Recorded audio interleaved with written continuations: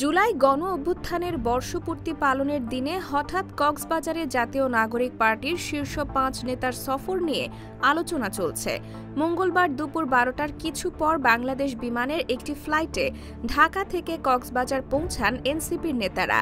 ৫ নেতা হলেন দলটির মুখ্য সমন্বয়ক নাসির উদ্দিন পাটোয়ারী, মুখ্য সংগঠক উত্তরাঞ্চল সার্জিস আলম, মুখ্য সংগঠক দক্ষিণাঞ্চল হাসনাত আবদুল্লাহ ও জ্যেষ্ঠ যুগ্ম সদস্য সচিব তাসনিম জারা, যুগ্ম আহ্বায়ক খালেদ সাইফুল্লাহ।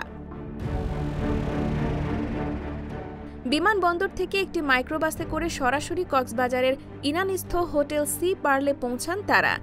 তখনই গুজব ছড়িয়ে পড়ে সাবেক মার্কিন রাষ্ট্রদূত পিটার হাসের সঙ্গে গোপন বৈঠক করছেন এনসিপির নেতারা।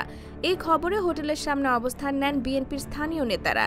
যদিও পরে পরিষ্কার হয় যুক্তরাষ্ট্রের সাবেক রাষ্ট্রদূত বাংলাদেশে নেই। এছাড়া এনসিপি নেতারা জানিয়েছেন দীর্ঘ সফরের ক্লান্তি কাটাতে তারা এখানে যান।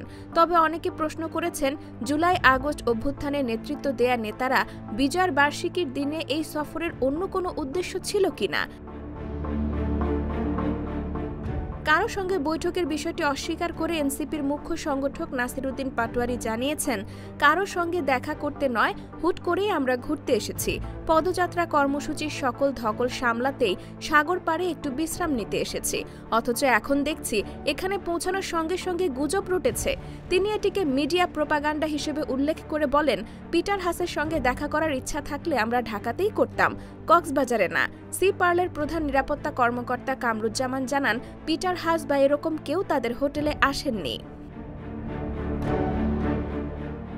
এদিকে একটি সূত্র দাবি করেছে পিটার হাসের সঙ্গে নয়, বরং অন্য একটি দেশের একজন গুরুত্বপূর্ণ প্রতিনিধি দলের সঙ্গে দলীয় বৈঠক করেছে এনসিপি। তবে এ নিয়ে সুনির্দিষ্ট কোনো তথ্য পাওয়া যায়নি। কক্সবাজার জেলা বিএনপির সভাপতি শাহজাহান চৌধুরী গণমাধ্যমকে বলেন, জুলাই গণ অভ্যুত্থান বর্ষপূর্তির বিশেষ দিনে হঠাৎ করে এনসিপির শীর্ষ ৫ নেতার কক্সবাজার আগমন এবং শহর থেকে ১৫ থেকে ২০ কিলোমিটার দূরে ৫ তারকা হোটেলে অবস্থানের ঘটনা সন্দেহের সৃষ্টি করেছে, মানুষের মধ্যে নানা কৌতূহলের জন্ম দিচ্ছে।